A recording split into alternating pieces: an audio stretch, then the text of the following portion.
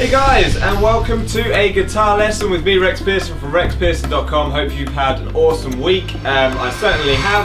In fact, I've been pretty busy this week, but I have managed to find time to give you, hopefully, a very good guitar lesson. Now, this is one for anyone. I know a neat little trick that can help you learn the fretboard, as long as you know a little bit of theory, just a tiny amount, to actually learn any note that you want. So for beginners, this is very useful if you're trying to pick up bar chords and you want to be able to know the root note of your chords.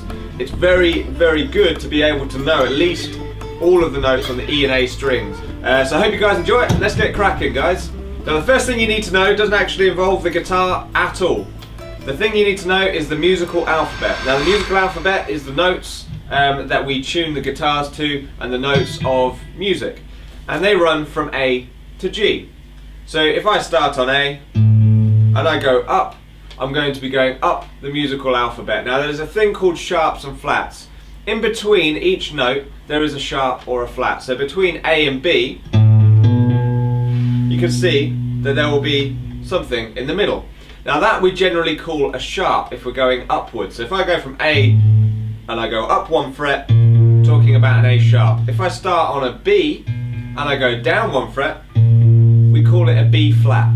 A sharp, B flat, they're exactly the same note, they sound exactly the same, it's just a different way of naming it depending on if we're going up or if we're going down. So, the thing you need to remember is your alphabet. Hopefully you know that. If you don't know your alphabet, you need to get to an English class. But if you do know your alphabet, just remember that there are sharps and flats between every note except between B and C and between E and F. That's the first thing you need to get before you can work out every single note on the fretboard. Okay, the second tip to knowing every single note on the fretboard is to know what I call anchor points on the guitar. Now, these are points where you're going to be able to memorize the notes. Now, you should already, if you're a complete beginner, you won't know this, but if you're an advanced guitarist, you'll know the notes of your open strings because you have to tune them. That's your first anchor point, and we can work from that, and you actually already know two anchor points, whether you realize it or not, just by knowing the open strings. If you don't, there's a good little saying: elephants and dogs grow big ears. E, A, D, G, B, E. They're the notes of the strings. Elephants and dogs grow big ears. You'll notice it on my Guitar 101 course. If you know the notes on the open, we need two more anchor points to give us the most reach across the fretboard. The first one is at the 5th fret. Now, you notice you tune at the 5th fret if you're doing the 5th fret method. Again, this is on my Guitar 101 course if you're not sure how to tune with the 5th fret method. And if you know the open strings, you already know the notes on the 5th fret because it's exactly the same as the open strings but one out. So instead of starting on the E, the elephants, you start on an and. So you're going to go, and dogs grow big ears. And dogs grow big. Remember, you go down one fret on the G string. Ears. To get the last note, it's exactly the same as the first note. The and. So you've got A, D, G, B, E, A. There's your anchor point. Now, the reason we're learning these anchor points is because they're going to act as specific things that we're going to count up or down from in a minute. There's one more anchor point to learn, which is going to be on the dot here, which is on the 9th fret. Everything repeats from that 12th fret. So once you've learned up to here, with 3 anchor points, the anchor points appear above it if you've got any more frets. Now, the final position up here, this anchor point has a lot of sharps in between it, so there's no real easy way to remember it. It's just pure memorization, 6 notes, the order of them. You've got C sharp, the 9th fret. You've got F sharp, you've got B, you've got E, you've got G sharp, and then it repeats again the first note, C sharp. C sharp, F sharp, B, E, G sharp, C sharp. Those are the notes across that anchor point. I'll display for your reference the notes there so you can try and memorize that. And I would take a break now and see if you can name the notes as quick as I just did across those 3. The final thing for piecing together this entire fretboard is what I call octaves. The reason we need to know an octave shape is because if we come across a note that's kind of in the middle of the fretboard and not near any of our anchor points, we can shift it up or down an octave because it's the same note.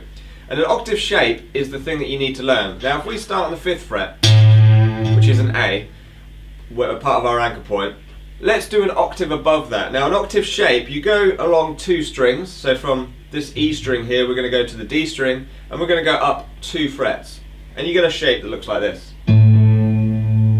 That is 1 octave shape that you need to memorize, and that can be positioned anyway. If you start on the 1st fret, the octave will be here.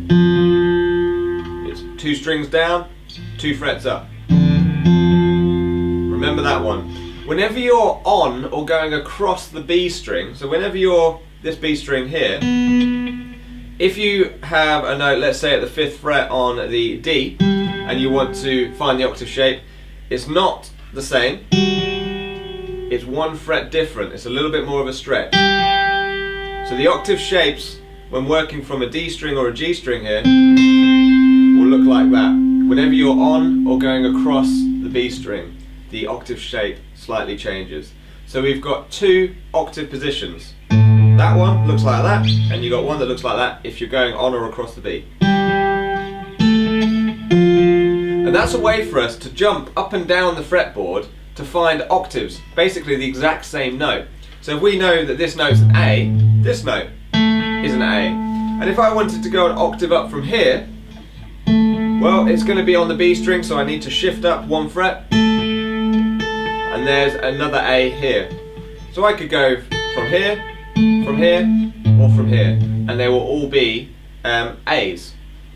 Right, if you understand all of that, you know your open strings, you know your 5th fret, and you know your 9th fret position, and you also know how to go up and down the musical alphabet. You're ready to learn every single note on the fretboard with a final piece of the puzzle. Okay, so with all the information, all the theory that you know, you can piece together any note on the fretboard. Let me show you how you do it. Let's take the 5th fret on the G string here. Now, this is on our anchor point, or it's 1 fret up from our anchor point, because we know A, D, G, B. It's 1 fret above a B. If you remember your theory, you know between B and C there's no sharp or flat. We're 1 fret up, so I know from a B, C. I played a C. Now that's great when it's on an anchor point, but what if it's not on an anchor point? Let's take the 7th fret on the D string. Now to get it to our anchor point, we could do an octave shape. So let's go down an octave shape from this one. And you remember, you go 2 frets down and you cross over 2 strings. Now the note falls on our anchor point. So we know, if you know your anchor point, that this is going to be an A, because it's the same note as our anchor point here, which is an A. Okay, so let me give you one more difficult one then. Let's say we start on the 3rd fret on the B string. Now that's not near our anchor point on the 5th fret, it's not near our open strings, so most people would have to count from the low and then count up. We know it's a B, a C, C sharp. Yes, it's a D, but there's an easier way of working it out with an octave shape. Think about it, it's on the B string, so you move down, and your octave shape would be where the open string is here. And that is on your anchor point. Now with just 3 anchor points, you're never more than 1 or 2 frets away from knowing any particular note. So here's a test for you, and do write it in the description below to tell me and to tell yourself that you got it right. I'm going to give you 3 notes that I want you to be able to find, and I'm going to make sure that you're going to need to use your octave in order to reach those notes. So here we go. The first one is going to be the 8th fret on the D string. What note is that? You could do an octave shape down and it will be 1 fret away, or you could count up to your 3rd anchor point, 1 fret, and be able to work it out there. That's the first one, 8th fret. Next one will be G string, 11th fret. Tell me that note, you could go an octave down and it will be on one of your anchor points. Final one, let's take this one here, which is on the 8th fret on the highest string, the E string. And that's it, guys. I hope you enjoyed the lesson. I hope that's very useful for you. It certainly was for me when I was working through that. When I learned that for the first time, it was really empowering to be able to know any note I was playing pretty quickly. And the more you do it, the better you're going to get at it. So if you're a subscriber, if you hit the like button, leave me a comment, because if you're a subscriber, you're learning with me, and I want to make sure that you're learning this correctly. If you're not a subscriber and you like this lesson and you'd like to have more lessons with me, Rex Pearson from rexpearson.com, there's a subscribe button always in the corner there. If you hit that button, the more support I get, the more free lessons I can create for everyone, and the more cool products that you will start seeing on the website for members, just for you guys. So hope you enjoyed the lesson, guys. Hope you have an awesome week. Thanks for joining me this Sunday. See you next Sunday for your next lesson. Catch you then.